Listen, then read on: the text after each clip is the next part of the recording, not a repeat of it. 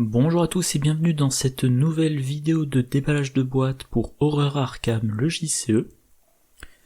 On continue de voir les cartes chercheurs de la boîte investigateur du cycle Les Clés Écarlates. Aujourd'hui, 3 cartes, Mémoire macabre, Note de recherche et Diagnostic étrange.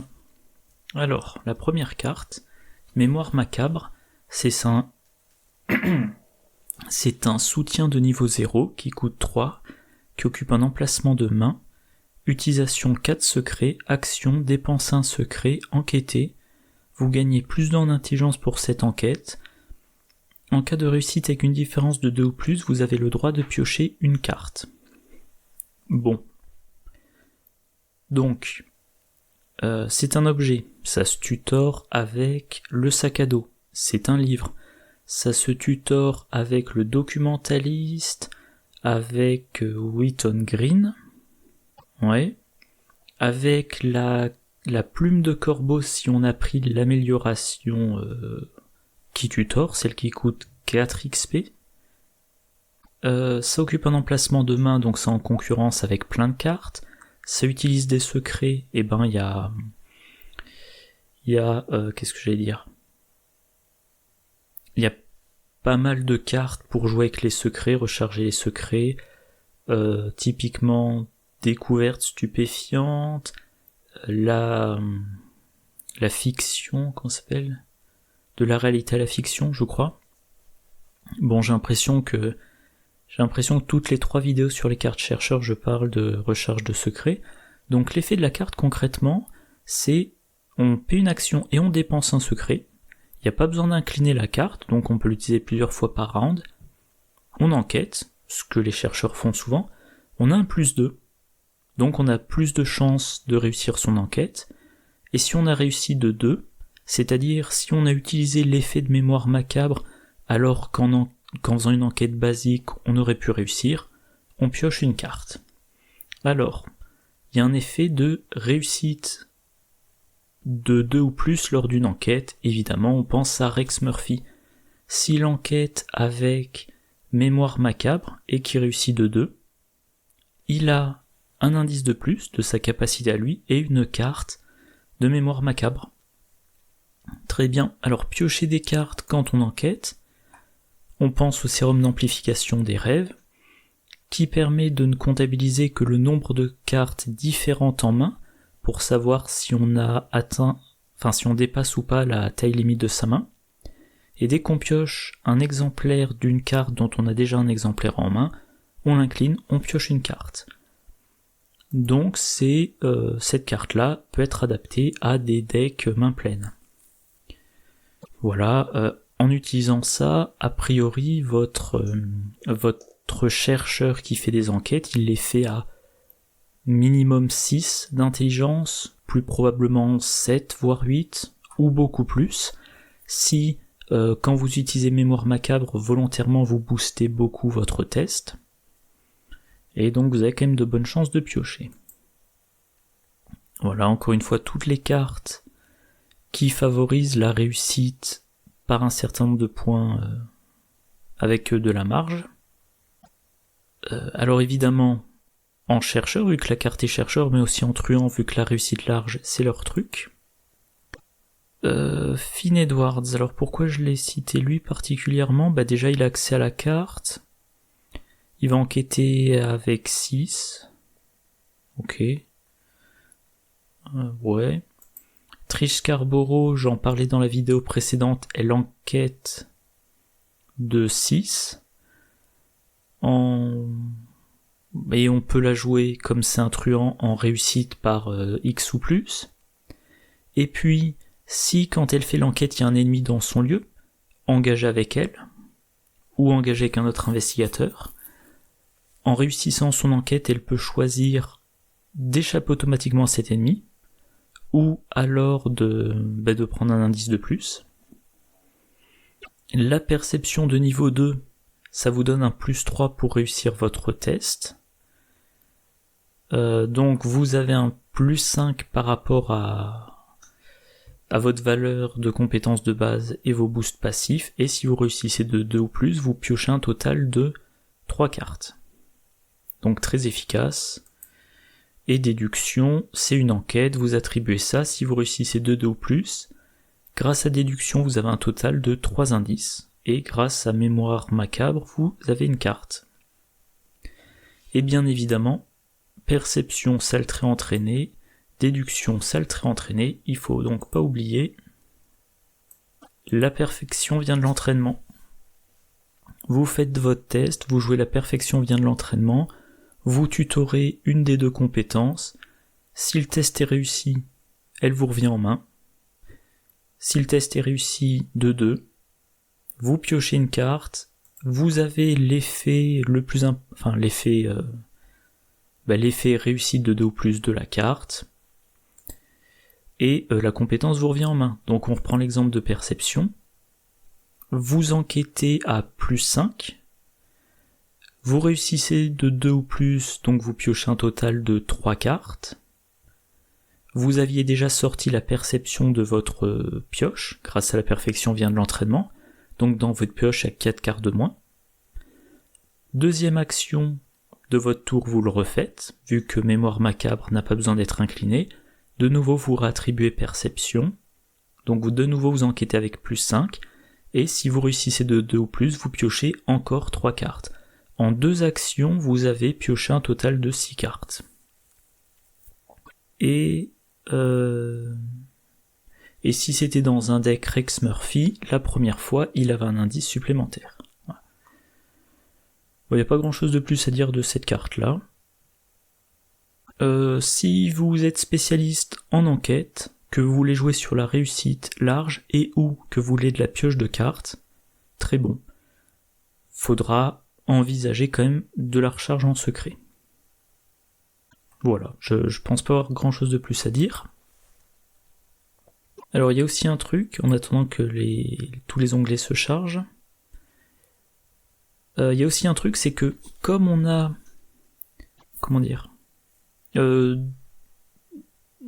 on a beaucoup de cartes qui sortent d'un coup dans ces boîtes investigateurs, et qu'il y a beaucoup de cartes qui synergisent les unes avec les autres, quand je parle de la carte, mettons 45, j'explique en quoi elle est très bien avec la carte 47, du coup quand je parlerai de la carte 47, je rappellerai qu'elle est très bien avec la carte 45. Moi en plus de ça, en un espace de temps assez restreint, je filme, je sais pas, en l'espace d'un week-end, je vais peut-être enregistrer 5, 6, 10 vidéos. Du coup, j'ai l'impression de beaucoup répéter les combos possibles. Bref, deuxième carte, note de recherche, un soutien de niveau 0 qui coûte 1. Encore une fois, qui occupe un emplacement de main, trait, objet, livre et science. Réaction, après qu'une capacité de carte joueur a placé sur votre lieu un ou plusieurs de vos indices, placez le même nombre de ressources sur note de recherche en tant que preuve. Action, effectuez un test d'intelligence de difficulté 0. Pour chaque point de réussite, vous avez le droit de dépenser une preuve pour découvrir un indice dans votre lieu. Donc, sale trait objet, c'est tutorable. Sale trait livre, c'est tutorable. La réaction, point important, c'est après qu'une capacité de carte joueur. Si une traîtrise vous fait mettre des indices sur votre lieu, ça active pas les notes de recherche. Donc dès que vous posez des indices sur votre lieu, autant de preuves. Et ensuite vous avez la possibilité de les regagner. Donc, toutes les cartes de ce cycle qui mentionnent les indices sur le lieu, il y en a un certain nombre. Alors, elles jouent pas toutes dans la mécanique de dépôt d'indices, mais il y en a plusieurs. La plus facile à commenter, c'est Découverte fascinante, qu'on verra dans la vidéo de demain.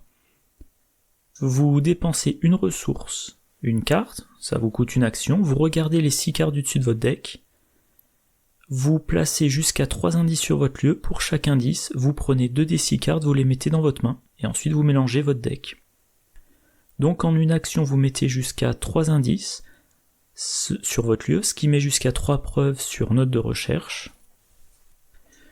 On a, on va dire un classique, ouais, maintenant, civilisation oubliée, c'est classique. Étude sommaire, action rapide, vous l'inclinez, vous mettez un de vos indices sur votre lieu, vous avez un +3 à votre test de compétence. Voilà, donc vous abandonnez les indices dont vous avez besoin pour réussir le scénario, pour avoir de meilleures chances de réussir vos tests, par exemple au moment où vous attribuez déduction de niveau 2. Du coup, je pensais avoir plus d'exemples. Bon, il y a aussi le Dr William T. Melson, de niveau 0 au niveau 2. Il y a diagnostic étrange, dont on parlera tout à l'heure. Bref, il y a plein d'effets qui peuvent mettre des indices. Chaque fois, une preuve. Et ensuite, à un moment donné, pour une action, vous faites un test de difficulté 0, et par point de réussite, vous pouvez dépenser une preuve pour découvrir un indice dans votre lieu. Déposer des indices vous a donné plein d'avantages, et à un moment donné, en une action, vous allez pouvoir en récupérer plein d'indices. Potentiellement tous ceux que vous avez posés, mais il faut réussir assez largement. Alors, en standard, bon, ça devrait pas être trop dur, évidemment, en expert, il faut envisager de piocher le -8. Donc, imaginons que vous ayez 4 indices sur votre lieu à récupérer, vous voulez réussir votre test de 4. En standard, le pire pion, alors le pire pion en dehors de l'échec automatique bien sûr, le pire pion c'est le -4, donc il faut être à 8 au-dessus de la difficulté, 8 parce qu'on veut réussir de 4 et que le plus gros malus c'est -4, donc voilà, en standard, si vous voulez des quasi-certitudes, faudra faire le test avec 8 en intelligence, pour récupérer en une action les 4 indices, mais en expert, comme le pire pion c'est le -8 généralement, faudra se mettre à 12.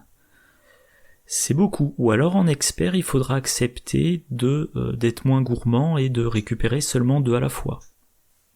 Mais bon, 2 à la fois ça vous incite quand même à monter jusqu'à 10.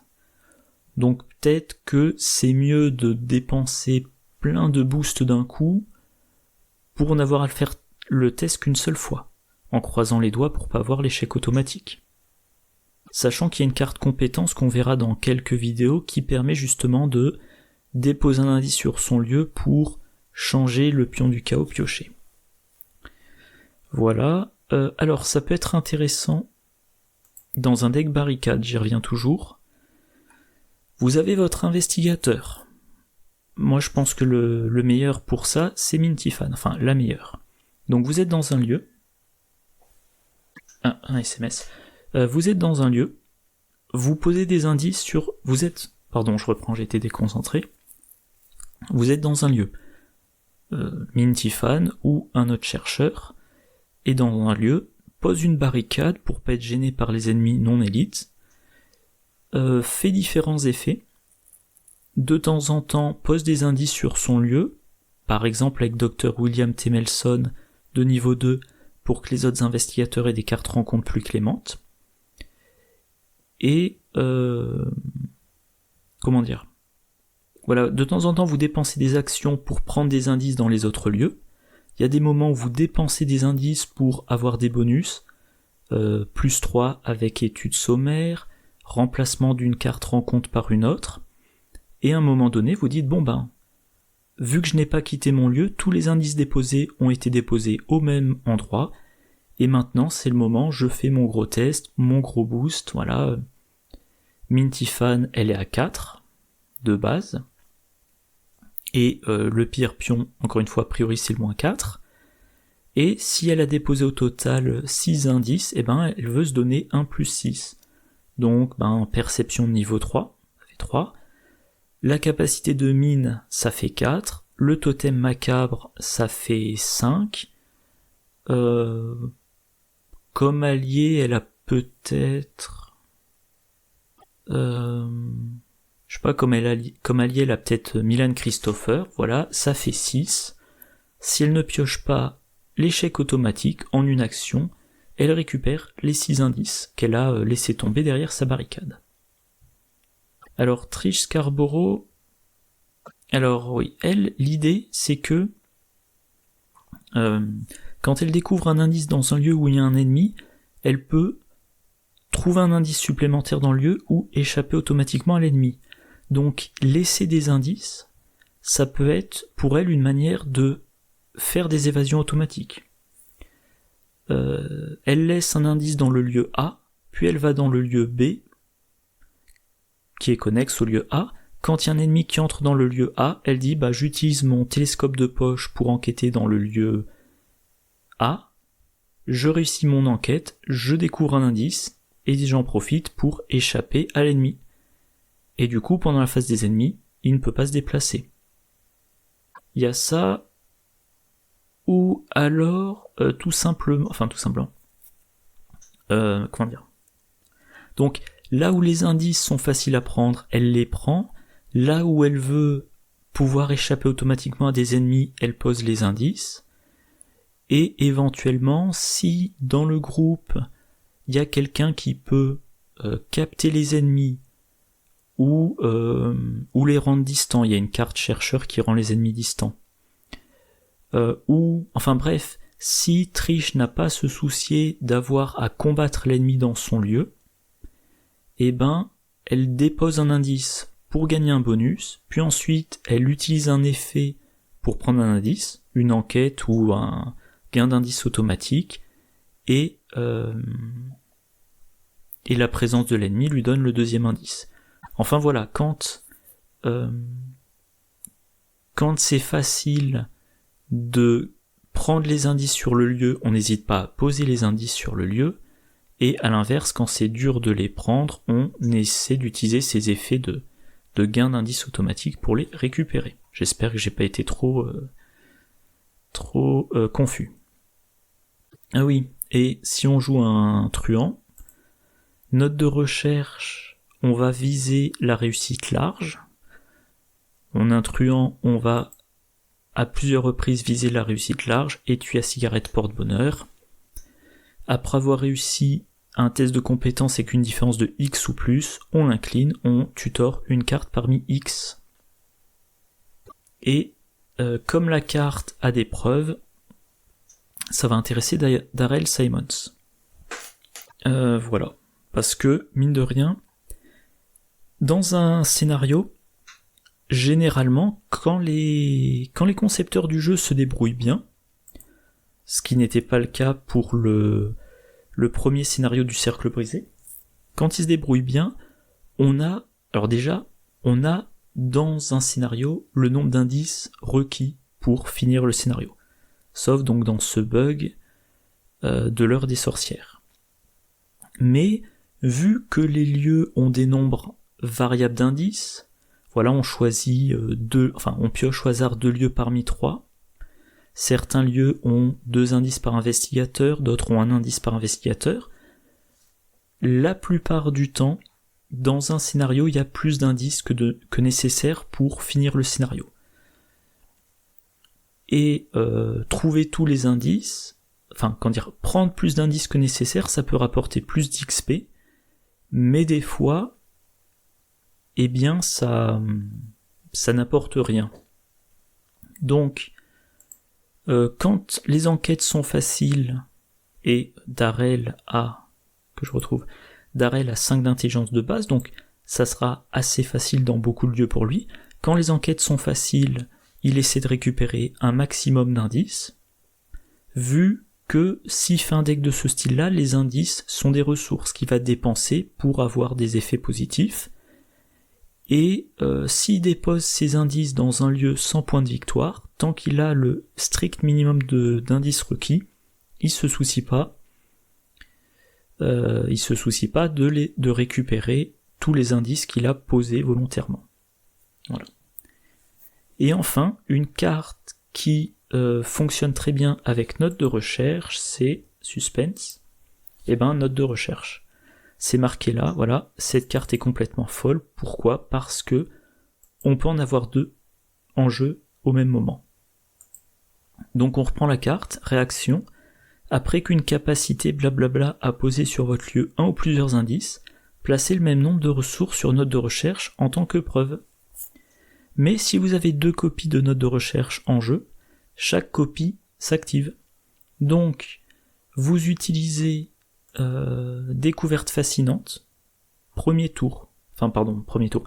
action de votre tour, vous jouez découverte fascinante, vous dites « Je pose 3 indices sur mon lieu, je pioche mes 6 cartes ». Sur la première copie de note de recherche, vous mettez 3 preuves. Sur la deuxième copie de note de recherche, vous mettez 3 preuves. Pour peu, évidemment, que vous... Enfin, c'est même pas pour peu que vous réussissiez. C'est les preuves, vous les dépensez qu'après avoir réussi. Donc maintenant, sur vos 2 copies de notes de recherche, vous avez un total de 6 preuves qui peuvent vous fournir un total de 6 indices. Donc vous avez dépensé 6 indices, et maintenant, vous avez 6 preuves pour vous permettre de récupérer facilement 6 indices. Donc imaginons, vous commencez le scénario dans un lieu qui a une valeur occulte de 1, qui a 4 indices. Vous récupérez les 4 indices. Avec découverte fascinante, à un moment donné... que je dise pas de bêtises, voilà, vous prenez les 4 indices. Vous jouez découverte fascinante, vous reposez 3 indices, il vous en reste 1. Vous avez 6 preuves, vous allez maintenant devoir reprendre les indices dans votre lieu. Sauf que comme le lieu a valeur occulte de 1, peut-être que vous allez faire des enquêtes normales sans utiliser note de recherche. Mais dans les 6 cartes piochées avec découverte fascinante, il y a probablement la perfection vient de l'entraînement, des déductions, des perceptions, qui donc vous aident à récupérer rapidement vos indices. Et puis, fin du scénario, vous êtes dans un lieu qui a valeur occulte, mettons 4, qui a un total de 6 indices. Et première action, vous faites un test de difficulté 0. Si vous réussissez de 3, vous dépensez vos 3 preuves, vous prenez 3 indices de votre lieu. Deuxième action de votre tour, vous faites un test. Si vous réussissez de 3, vous dépensez les 3 preuves, vous prenez les 6 indices. Et voilà. En dépensant des indices dans des lieux de valeur occulte faible, vous avez amassé les preuves qui vous permettront plus tard, en un nombre très restreint d'actions, de vider des lieux à valeur occulte très élevée. Et donc, alors on verra l'usage, mais si les concepteurs ont créé des scénarios avec des lieux qui sont censés immobiliser les investigateurs longtemps parce qu'il y a plein d'indices, parce que la valeur occulte est élevée, ou parce qu'il y a des contraintes autres, vous pouvez rendre ces scénarios beaucoup plus simples simplement en accumulant les preuves. Alors je reviens sur un exemple que j'avais donné il y a quelques vidéos, le scénario du sang sur l'autel dans la campagne de Dunwich. Du sang sur l'autel. À la fin du scénario, il y a la chambre cachée. Dans la chambre cachée, il y a tous les indices du lieu. Bon, c'est indiqué ça sur l'acte ou l'intrigue, je sais plus, l'acte, je crois. Donc, quand ce lieu entre en jeu, vous mettez dessus tous les indices. Alors, je me souviens plus, j'ai pas joué ce scénario depuis longtemps, mais mettons, ça fait 8 indices, ou 10 indices, ou 12 indices. La valeur occulte est de 3. Donc, normalement, faudrait réussir tout plein de tests contre une difficulté de 3. Si il y a, mettons, 10, s'il y a 10 indices sur le lieu, et que vous avez 2 copies de notes de recherche, il vous suffit, alors suffit entre guillemets, il vous suffit de réussir 2 tests avec une différence de 5, pour qu'en 2 tests, premier test, j'ai réussi de 5, je dépense 5 preuves, je prends 5 des 10 indices, deuxième test, je prends les 5 restants, voilà, en 2 actions, j'ai vidé ce lieu dans lequel on est censé rester coincé très longtemps. Du coup, alors, oui, petite précision, j'insiste là-dessus. Vous faites le test, ensuite pour chaque point de réussite vous dépensez les preuves. Donc vous pouvez, éventuellement vous faites le test, vous piochez l'échec automatique, c'est échoué. Mais c'est pas gênant, vous n'avez perdu aucune preuve.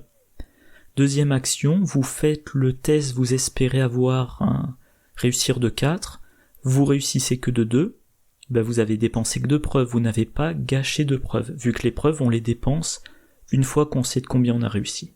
Voilà. Mais donc note de recherche c'est très bien, si on arrive à mettre en jeu la doublette, qui prend quand même les 2 emplacements de main. Y a un truc... Un truc bizarre. J'ai soudain l'impression d'avoir oublié un truc sur la plume de corbeau dans ma vidéo précédente. Ah ouais, c'est bizarre. J'ai oublié ça. Bon, je ferai un addendum sur la vidéo. Donc oui, pardon, je me disperse un petit peu.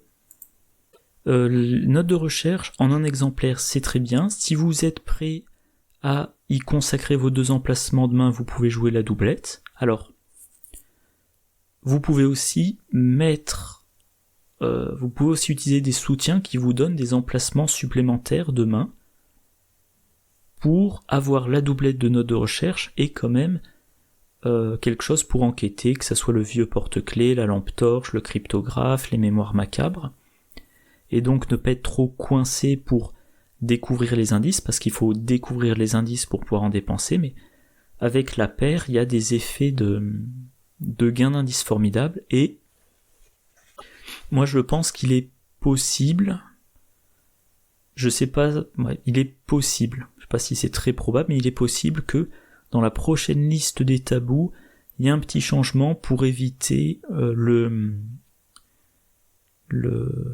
gain du double note de recherche. Peut-être un truc du style vous ne pouvez activer la réaction que d'une seule copie de note de recherche à la fois. Voilà. En tout cas, très bonne carte dans les decks conçus autour. Allez, 3e carte et dernière carte de cette vidéo, Diagnostic étrange.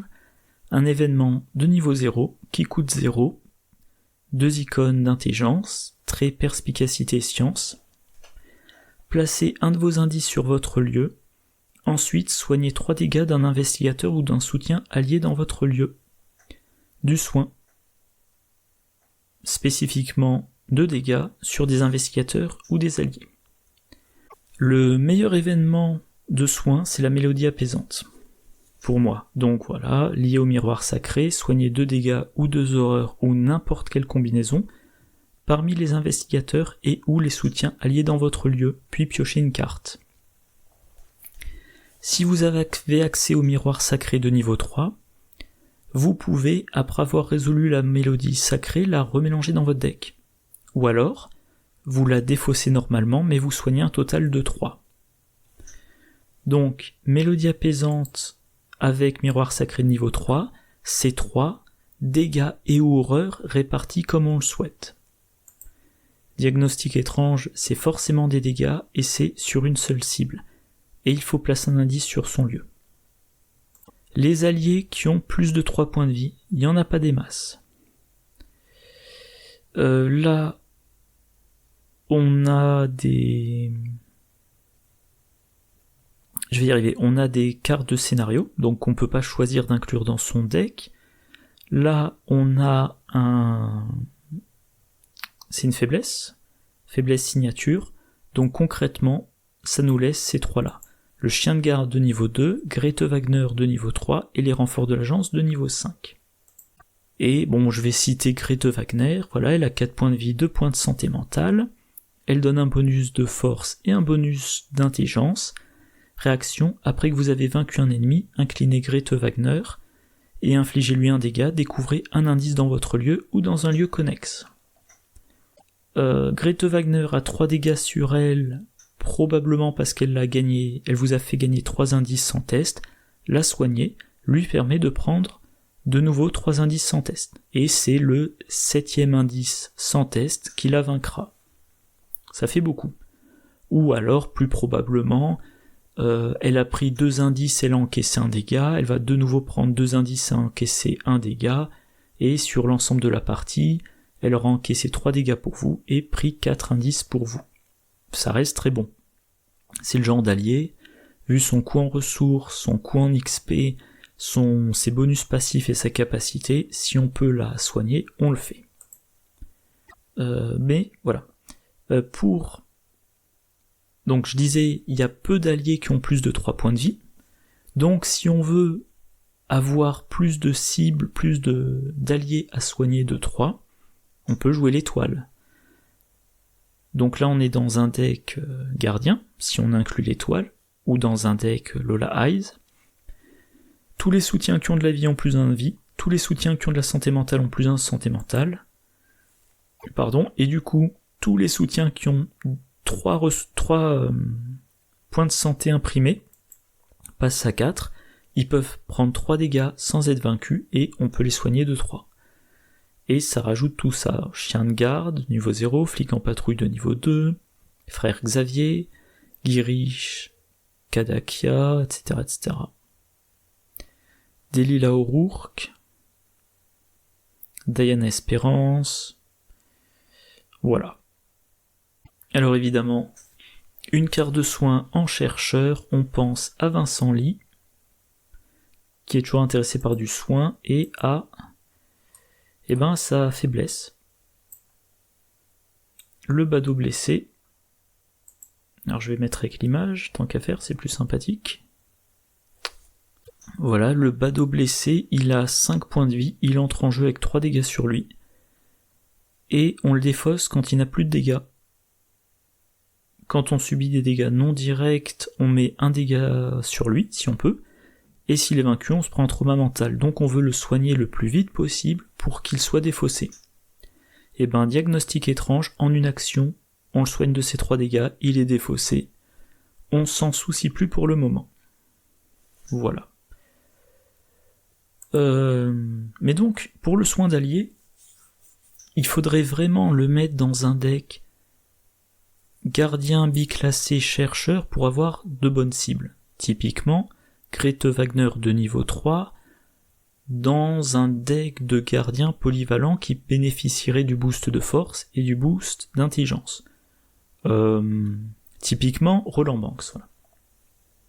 Je ne sais pas pourquoi je n'ai pas pensé à ça. Voilà, Roland Banks.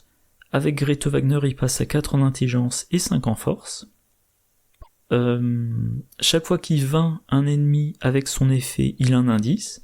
Avec l'effet de Grete Wagner, il a un autre indice.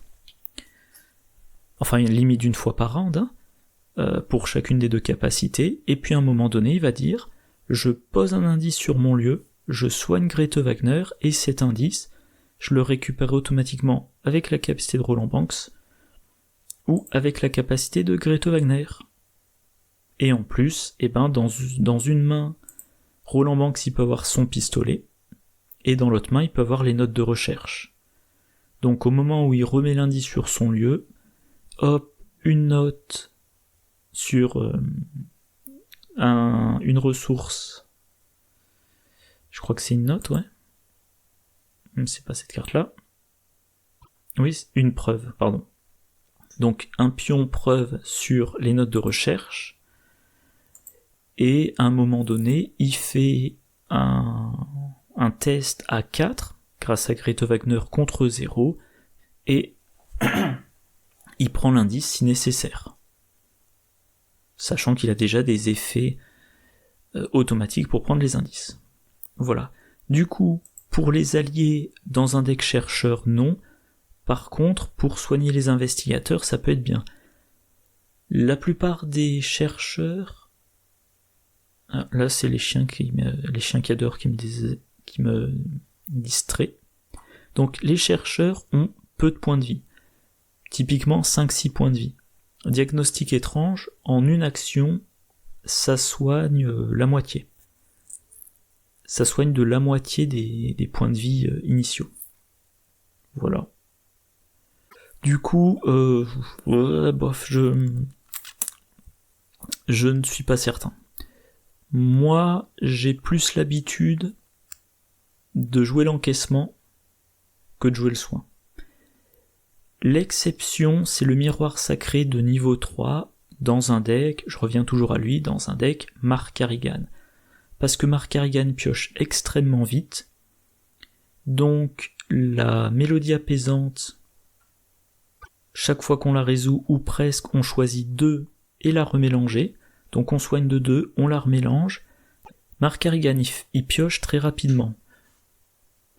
Pour certains exemplaires de mélodie apaisante, il va choisir de soigner seulement de 2, puis de remélanger dans le deck. Et parfois il va choisir de soigner de 3 et de défausser. Donc, il va par exemple choisir de soigner 2, puis de mélanger, puis de soigner de 2, puis de mélanger, puis 3 fois de soigner de 3.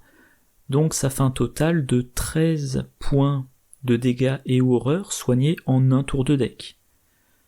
Je trouve que ça a énormément d'impact dans un deck Marc Harrigan. Ça permet d'avoir plus d'utilisation de Grete Wagner, ça permet de le booster lui.